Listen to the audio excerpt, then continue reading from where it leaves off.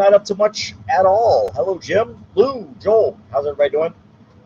I haven't been on here in quite a while because I've just been so busy. I've been up to so much, working on clients, helping them out, doing a lot of Second Amendment stuff, a lot of First Amendment stuff. Um, but wanted to talk about some of the things that you can do to help your attorney out there. Um, it's interesting. So if you go to cjgrisham.com and you click on the contact form, I have a form there. As a matter of fact, I'm gonna show this to you because um, I want to kind of, I don't know. Am I complaining? Maybe. I don't know if I'm complaining or not. But really, it's to help me help you, right? If you ever need an attorney or any attorney, it just helps to help him to help you. And so this is my website here. And if you need, I do look like a tiny Santa. Only midgets though. I'd only be a Santa for midgets. Those are the only people that would fit on my lap probably. But if you ever need an attorney, if you want to hire me, this is my website. I mean, I built this myself. If you look at this on your phone, it's going to suck because I don't know how to craft a website that looks good on a phone. So, and I really don't care, to be honest with you. But this is what it looks like on a regular computer. And you go to this contact form up here, and it kind of shows you, not just have you been falsely charged with a crime, but I also do, of course, civil stuff. There's Irmis arresting me. But anyway, I've got this, once you get through all the legalese here, I've got this form. And this form is so that, if you want to hire me, it gives me all the information I need to be able to take your case, right? And then down here, reason why you need an attorney. And then I even put up here, please be specific. I cannot tell you how many times the only thing that's written in here is I want to sue the police. How does that help me? I have got right now, I think I'm up to 46 clients right now. I don't have time to be going back and forth. I want to sue the police, or I was denied a gun purchase. Okay, and what do you want me to do about it? Is it because was there a mistake? Do you want me to do an expungement? Do you think the law is unconstitutional and you want to sue? Why? Exactly what is it? Why do you need an attorney? What can I do for you? So anybody that you hire, when you fill out these forms, these contact forms, and keep in mind, I don't charge people to evaluate the case. There are attorneys out there that just to sit down and have a consultation with them, you're going to pay like 50 or 90 bucks, sometimes more, depending on what the issue is. I don't charge anything for this. But I do ask that, you help me help you. Because now what I have to do when I get a contact form like this, because it goes into my email, which tells me, hey, you've got a lead, go back to your website. I go back to my website, I open up the form, and I see something like this. I was denied a gun purchase, or I was falsely arrested. Okay, well, where were you arrested? What were you arrested for? Because when I start asking these questions, sometimes I even find out, oh wait, this person's in a whole nother state. Sorry, I can't help you. It's a whole nother state. So, tell me what it is that I can help you with. I was denied a gun purchase because I was convicted of a misdemeanor back in 2010, or when I was a kid. I was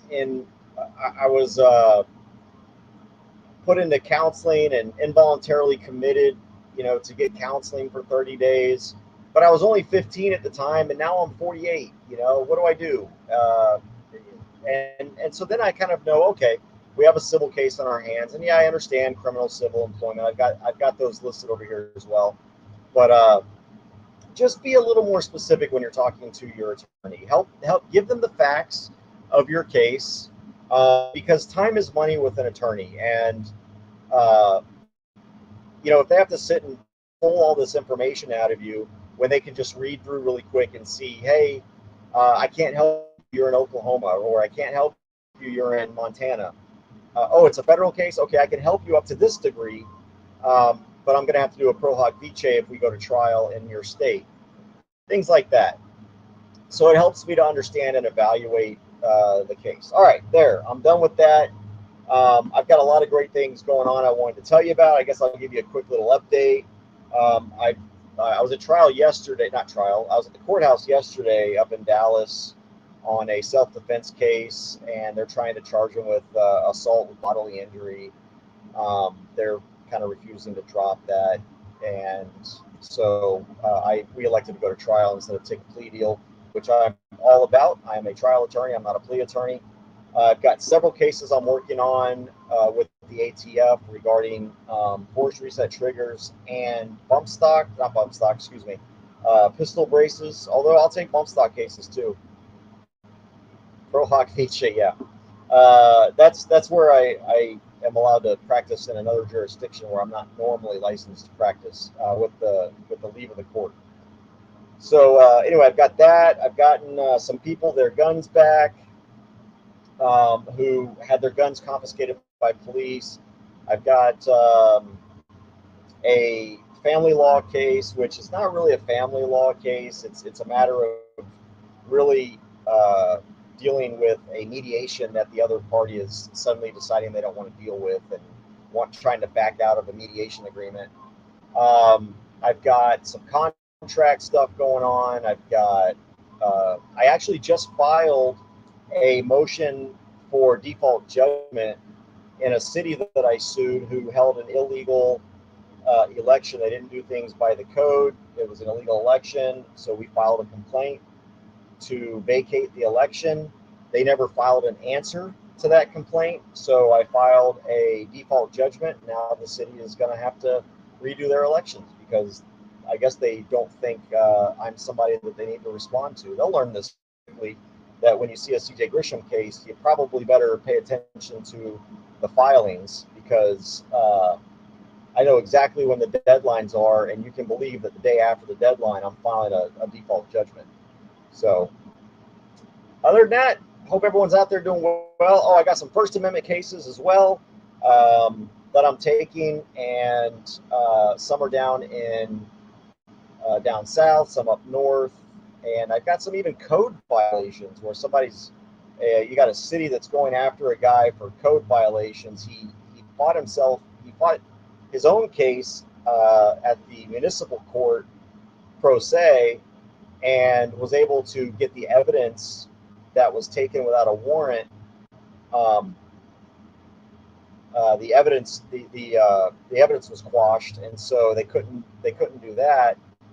And now, instead of just recognizing that they screwed up, they are appealing to the county level, which is really, it's just a trial de novo. If you appeal at the municipal level, it goes to the county court, which is the court of record, and it's really, the appeal is really just a trial de novo. So we get to do this all over again, but this time he hired an attorney to take care of it. And once again, we're just going to do a motion to quash the warrant, or and to suppress the evidence and the rest, because they didn't have a warrant. They didn't get a warrant until after the fact. Sorry, fruit of the poisonous tree, it's gone. Yeah, city didn't respond. I was actually, I take that back. There were three defendants. The city responded, but the school board, who really the lawsuit was against, did not respond. And the city, their only response was, "Hey, you can't sue us by law," which is true. So we just dropped them out of the case. And it's really weird how the election law code works. You have to sue the winner of the election. You don't sue the people who held the election. You sue the winner election. It's not their fault that the city held an election that way. Although this was for a school board and this was an incumbent, So the incumbent should have known better since it was a school board election. The school board never responded. The incumbent never responded. So now they're just going to do another election. Does that mean that my client's going to get elected? Who knows? Maybe, maybe not. But if they do it right, we'll know if it's a righteous, whether he lost or won it fairly. You know what I'm saying? Let me turn this off. So that was that, and I'm just having a lot of fun. Got my office pretty much all set up back here. This right, you can see Not So Slim Jim. That's his $2 bill. This was my first money as an attorney. Was a $2 bill. Not So Slim Jim hired me, and he asked me one question, and I gave him an answer, and it cost him $2. So I got a $2 bill for Second Amendment, and that's framed on my right behind me there. So, and then more importantly, I've got all my Star Wars pop figures up here. So, what type of law am I practicing? I'm doing it's called criminal defense. I call it innocent defense because I help innocent people beat the justice system. And I also do, of course, civil litigation. So if your rights are violated, mostly First, Second, and Fourth Amendment rights, those are the things that I do.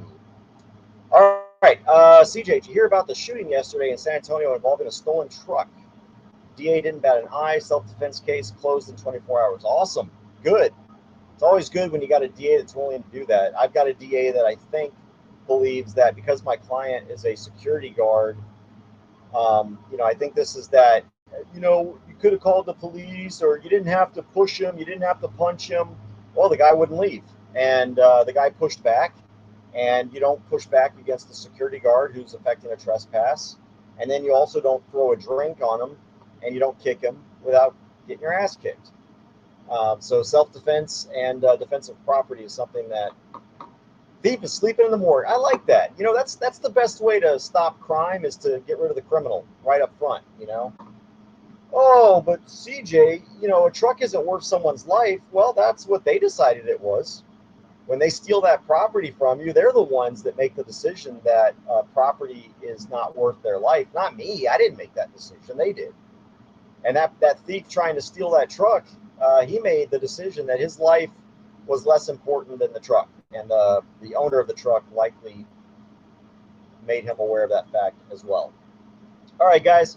So again, if you need an attorney, if you're looking for one in Texas here, my website is cjgrisham.com, cjgrisham.com. Fill out the contact form there. Please be as detailed as possible about what you need. I'm not saying write an entire book, but the basic facts, I was in this city called Olmos Park on March 16th, or whatever day it was. March 16th was my first arrest. March 27th. And, we were out there protesting. All of a sudden, the police showed up, and they were pointing guns at us and ordered us on the ground. We didn't get on the ground. They tried to arrest me, but I backed up. And when I did that, they tased me and cracked my head open on the ground. And now I'm charged with X, Y, and Z, right? That's what I need. That's all I need. And I need an attorney to defend me. Or the charges were thrown out. Now I want to sue them because they didn't have any case. That's how you help an attorney to help you, especially one that's doing this for free, taking, these things. So you guys take care, be safe, be free. I wanted to keep this under 15 minutes, and I'm about to do that. Talk to you next time. Bye. And Jim, I should be up there next week. I'll see you next week. Thank you for making those thumb drives for me. All right, I'm out.